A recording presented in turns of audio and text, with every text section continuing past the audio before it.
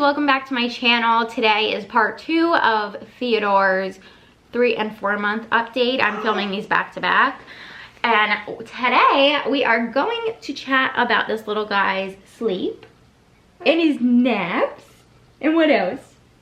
And some just like developmental stuff, and like I'll share with you a couple product favorites of ours. And yeah, we'll keep it easy breezy, lemon squeezy. What do you say? Yeah, I think that's a good idea. If you didn't see the first like part 1 of this series, because there's just so much to talk about when it comes to you, right? There's just so much to share. That was all about feeding and spit up, you know, all the fun things, and teething, tongue tie, all that stuff. I will link it down below in case you want to see it. I'm trying to eat you. Theodore is such a great sleeper, and I feel like I have been blessed beyond compare. Yes, I have, because your brother was not a good sleeper. He did not sleep well. I couldn't even imagine with Hugo a baby sleeping through the night as early as Theodore had started sleeping through the night. Theodore has been sleeping through the night for a while now, but it's become incredibly consistent over the past couple months. So we put him down at anywhere, well, I would say it depends. Like sometimes, let's talk about his naps.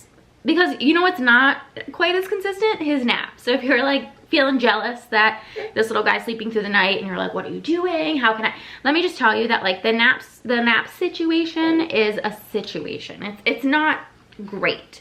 So his naps have been a little bit all over the place the past few weeks. I noticed that about every 90 minutes he's ready for a nap, which to me seems kind of early. I'm like, shouldn't you be staying up? But from the research I've done, it sounds like a 3/4 month old usually naps anywhere between like 75 to like 120 minutes.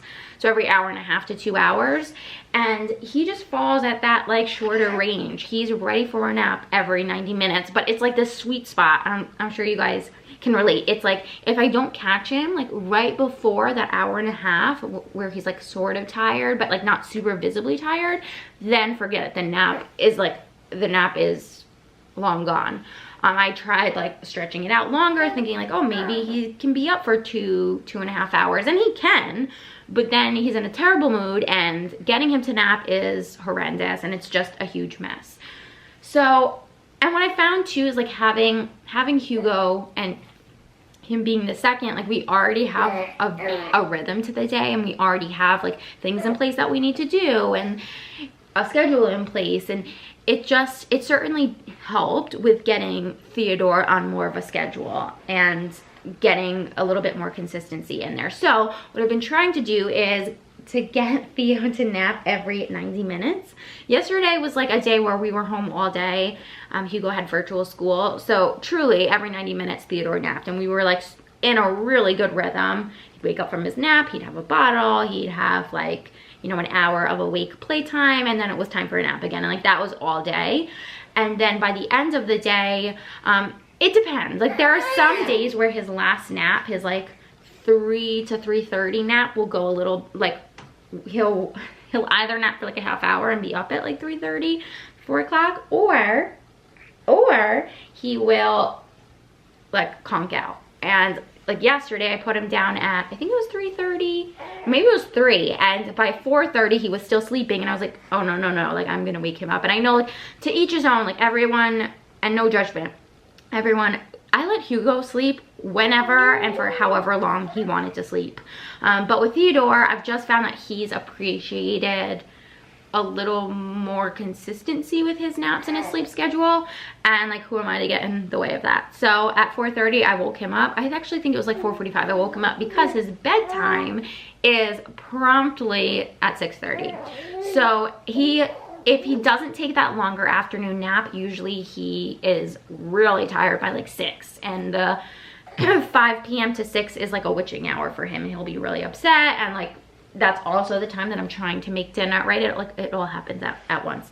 That's usually the time that I am starting to make Hugo dinner, and so like he's screaming, I'm trying to get dinner ready, like it's usually a bit chaotic. We had to clean up some spit up, never a dull moment. What was I saying? I don't even remember what I was saying. So yeah, the naps, if he doesn't, like if he, yeah, so if he doesn't take a later, longer nap, then he tends to get a little more restless at night and he'll go to bed a little earlier. So like, yeah, 6. I try my very best to keep him up to like 6:15, and that's because if I put him to bed at 6, in and around there, he's usually up. He can be up really early, like really early, like 4:45, 4:30, and that's kind of brutal. So I try to get him down around the same time as Hugo, to be honest. Hugo goes to sleep at 6:30, and I'll usually either put him to bed right before that or a little bit after that. And then we sort of assure ourselves a 5 a.m. wake up time, which is, I don't know, mentally so much more manageable than like a 4:45, 4:30, 4 o'clock wake up time. So his sleeping, like I said, has been incredibly consistent. He'll sleep for 10 hours on average. So he's falling asleep 6:30, 7 o'clock. He's waking up, yeah, like anywhere between 5:30.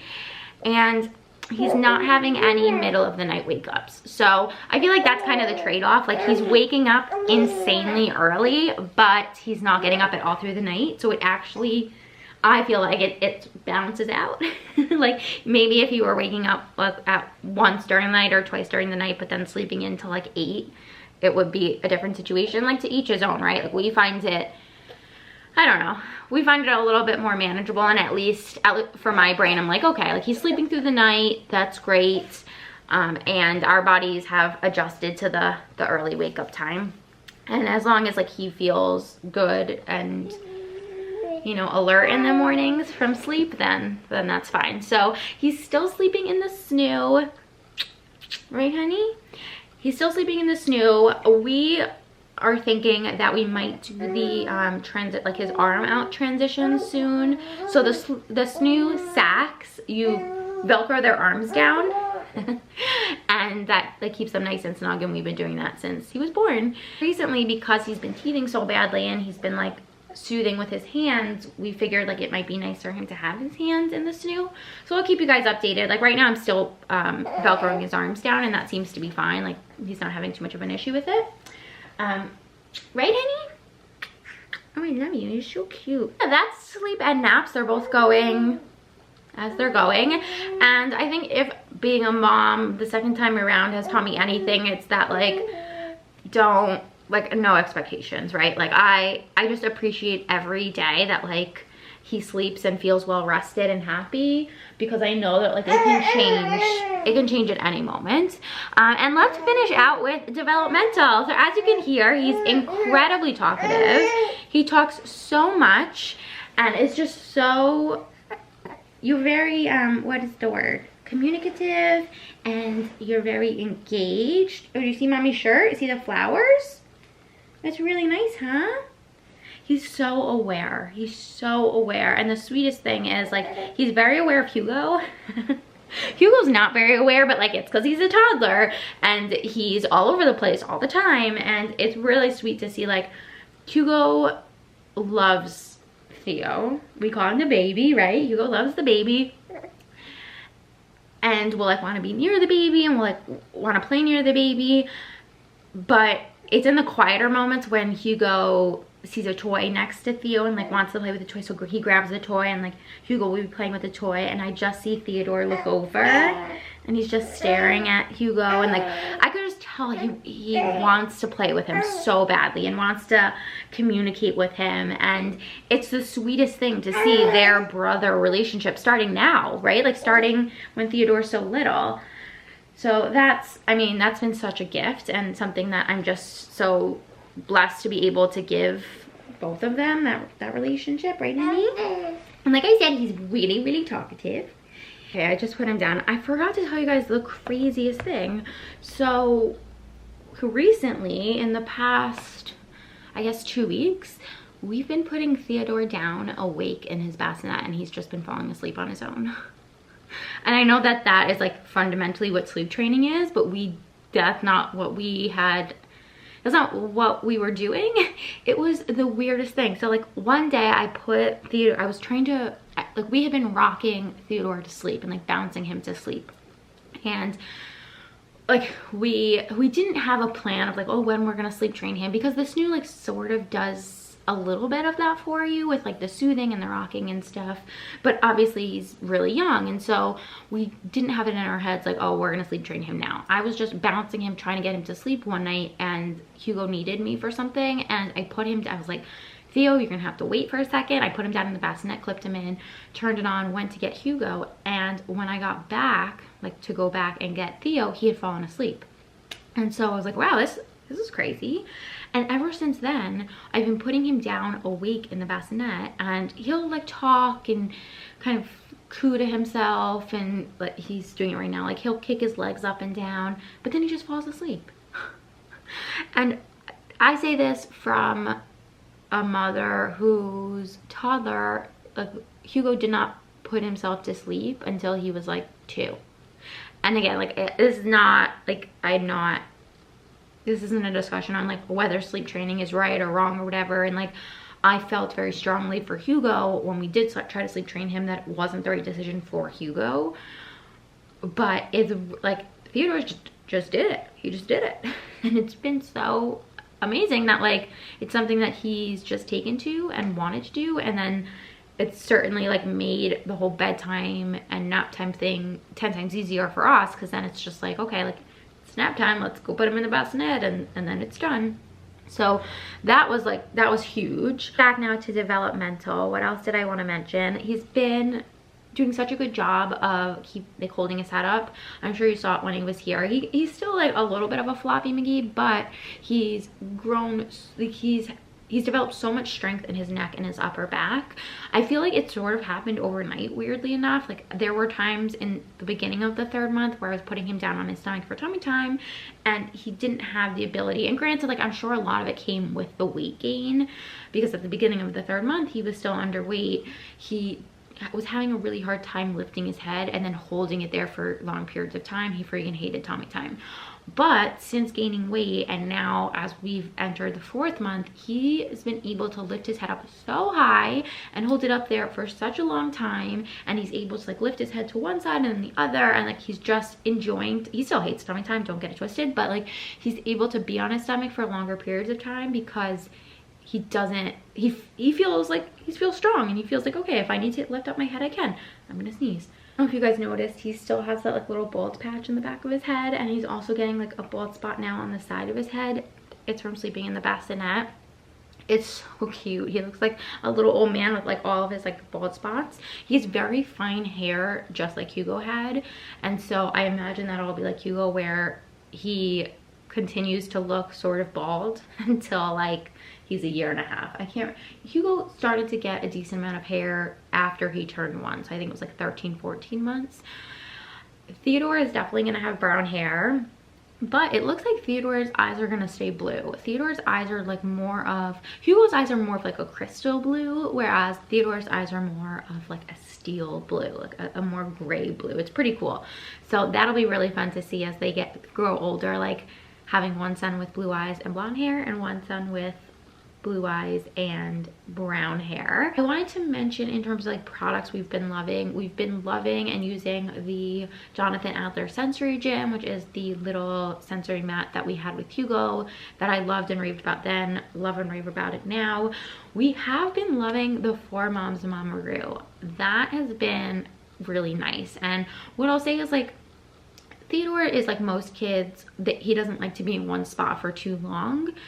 So that's why I just love having the different options. Like I love having the sensory mat, I love having the dog tot, I love having the swing, because he enjoys, like I can put him in the swing for, you know, 20 minutes to do something, and then pick him up, feed him, or just be holding him. And if I have to put him down again, I'll put him down in the dog tot. And I think he just enjoys that change of location. So he's been enjoying the Mamaroo. I can turn it on now. In the beginning, he did not like it when it was on, but now I can turn it on. We've been loving we have a Fisher Price, I think it's called the Premium Sit Me Up or something. I'll link it down below. It's fantastic. It's like the Bumbo, so it is a seat that your little one can sit in as long as they have control over their head. So if they have no head control at all, then you can't put them in it because there's no support. But being that Theodore has the head support, we've been able to put him in it, and it's so cute. It looks like he's in a little rocket ship, like, or a little bumper car. That's what it is, a little bumper car. He's been really loving that. I love it because it's like it sits him up first and like works on his neck muscles, but there's also like a little bar in front of it that has toys, so he can play with that, keeps his attention. And then it also converts, you can take the toy piece off and it converts into a snack tray, so it's something that he can use as he gets older and we start introducing solid foods. We have also been loving the DockATot, which is the same one that we have with Hugo. It's so fantastic, especially for bath time. If he's awake when I'm giving Hugo a bath, I will bring the DockATot into the bathroom and I'll sit on the floor while I'm giving Hugo a bath, and the DockATot will be next to me with Theodore, and it's ideal, it's perfect. Or if I'm in the kitchen and I'm making dinner or something and Theodore wants to be in the kitchen with me, I can bring the DockATot over. Like, it's so great. So I would say those are the main bigger pieces that we have in our living space that I've been loving. We're still using the Hatch sound machine. We've been loving that.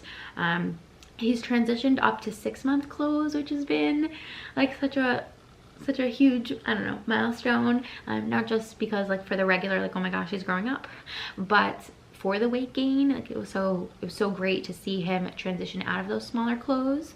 It was pretty quick that he transitioned out of the 0 to 3 month into like the 3 month, and then I just noticed the 3 months started getting pretty tight, especially around his thighs, and so we transitioned him to the 6 month. And you know, a lot of the 6 month are a little baggy, but it's definitely a better fit for his length. And what else? I want to make sure I tell you guys everything. I think that's everything. It's been really fun seeing him grow up and develop, and it's incredible to see.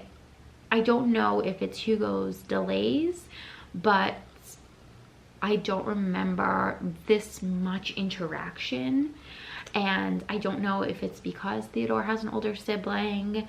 I don't know, it feels like there's more going on right now than there was. I know, even with a pandemic, it still feels like there's more going on right now than there was when Hugo was little. So I don't know if all those things contribute to Theodore just seeming more aware and alert and responsive, but it's been so fun to see, and it's been such a joy, and again, like, such a blessing to see his relationship with Hugo and to see how, you know, they're interacting. It's the sweetest thing in the world. So I think that's everything. I'm going to end this video here. If you have any questions about anything, feeding, sleeping, whatever, leave them down in the comments and I'll get to them in another video. I love you guys, and I'll see you really soon. Bye.